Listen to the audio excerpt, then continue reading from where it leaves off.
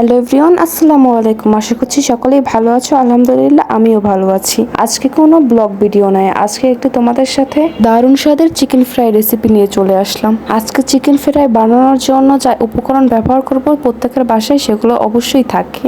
খুব অল্প কিছু উপকরণ দিয়ে আজকের এই মুচমুচে ক্রিসপি চিকেন ফ্রাইটা বানিয়ে দেখাবো তোমাদেরকে। বাসায় বসে রেস্টুরেন্ট স্টাইলে কিভাবে মুচমুচে ক্রিসপি চিকেন ফ্রাইটি বানালাম সেটাই আজকে তোমাদের সাথে শেয়ার করব। তো চলো কথা না বাড়িয়ে ভিডিওটি শুরু করা যাক।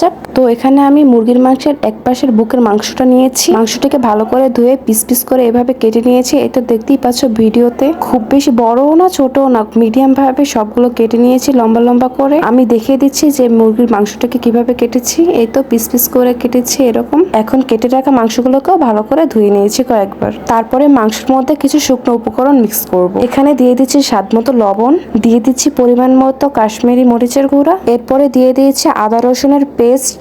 আমি এখানে আদা এবং রসুন একসাথে পেস্ট করে নিয়েছি। এখন দিয়ে দিচ্ছি স্বাদ মতো কিছুটা পরিমাণে সস। তো এই তো সবকিছু দেওয়ার পরে ভালো করে মিক্স করে নিতে হবে সবগুলো মশলার সাথে। সবকিছু ভালো করে মিক্স করে তোমরা চাইলে রেস্টে রেখে দিতে পারো কিছুক্ষণের জন্য।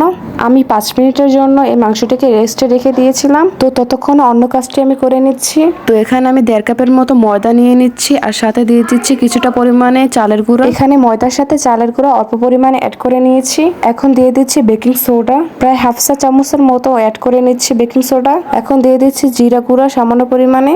তারপরে অ্যাড করছি সামান্য পরিমাণে লবণ এবং কাশ্মীরি মরিচের গুঁড়া।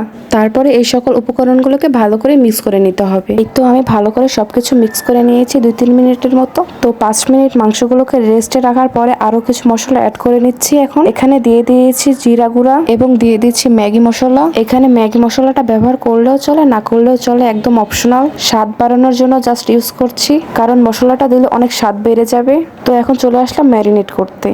তো 1 পিস মাংস নিয়ে আমি দেখিয়ে দিচ্ছি। এখানে ফার্স্টে ময়দার মধ্যে মাংসটাকে এপিট ওপিট করে ভালো করে মোল্ড করে নিতে হবে।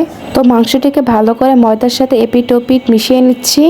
তো আমি অন্য একটি পাত্রে নিয়ে নিচ্ছি, কারণ এই পাত্রটি ছোট ছিল। এই তো আমি একটা বলে নিয়ে নিয়েছি। আমার মিশিয়ে নেওয়ার সুবিধার্থে আমি এই পাত্রটি ইউজ করছি, কারণ ওই পাত্রটি বেশ ছোট ছিল আর এটি বড় ছিল। তো এখন ময়দার সঙ্গে ভালো করে মাংসটিকে মিশিয়ে নেওয়ার পরে ফ্রিজে নর্মাল পানিতে আমি এটিকে ভিজিয়ে নিচ্ছি। তারপরে আবার ময়দার সাথে ভালো করে মিক্স করে নিচ্ছি। এভাবে 2-3 বার করতে হবে। ততক্ষণ পর্যন্ত করতে হবে যতক্ষণ পর্যন্ত না ময়দাটি ভালো করে মাংসের সাথে মিশে যাচ্ছে। তো এই তো ভিডিওতে দেখে বুঝতেই পারছো বেশ কয়েকবার আমি একই প্রসেসে মাংসটিকে ভিজিয়ে দেন ময়দার সাথে ভালো করে মিক্স করে দেন আবার পানি দিয়ে ভিজিয়ে মোল্ড করে নিচ্ছি।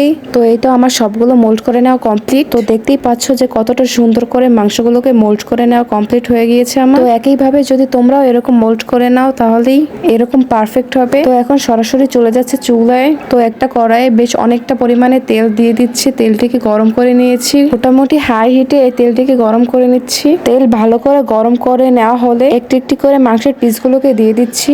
সবগুলো একেবারে দেওয়া যাবে না, অল্প অল্প করে ভেজে নিতে হবে। আর এই মাংসগুলোকে ডুবন্ত তেলের মধ্যে ফ্রাই করে নিতে হবে। মাংসটির এপিট ওপিট ভালো করে লাল লাল করে ভেজে নিতে হবে। প্রায় 5 থেকে 10 মিনিট ধৈর্য নিয়ে এভাবে ভাজতে হবে। তো একই প্রসেসে আমি বাকিগুলো ভেজে নিচ্ছি। তো এই তো আমার ফ্রাই করা শেষ। তো এই তো আমার ভাজা সবগুলো কমপ্লিট। এখন একটি পাত্রে উঠিয়ে নিচ্ছি। তারপরে দেখিয়ে দিচ্ছি যে চিকেন ফ্রাইগুলো কতটা পারফেক্ট হয়েছিল। জাস্ট একবার দেখো কতটা পারফেক্ট হয়েছে, একদম রেস্টুরেন্ট স্টাইলে। বাসায় প্রায় আধা ঘন্টার মধ্যে বানিয়ে নিলাম এই মুচমুচে বা ক্রিসপি চিকেন ফ্রাইটা। জাস্ট ঘরে থাকা সামান্য কিছু উপকরণ দিয়েই বানিয়ে ফেললাম। আমার বাসার সবাই তো বেশ পছন্দ করেছিল। তো তোমরা বাসায় ঝটপট এভাবে চিকেন ফ্রাই বানিয়ে ফেলো। তো আজকের ভিডিওটা এই পর্যন্তই।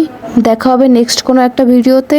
ততদিন পর্যন্ত সবাই ভালো থেকো এবং আমার ভিডিওটি ভালো লাগলে অবশ্যই একটা লাইক করো। আজকের মতো এই পর্যন্তই। দেখা হবে নেক্সট ভিডিওতে। আল্লাহ হাফেজ।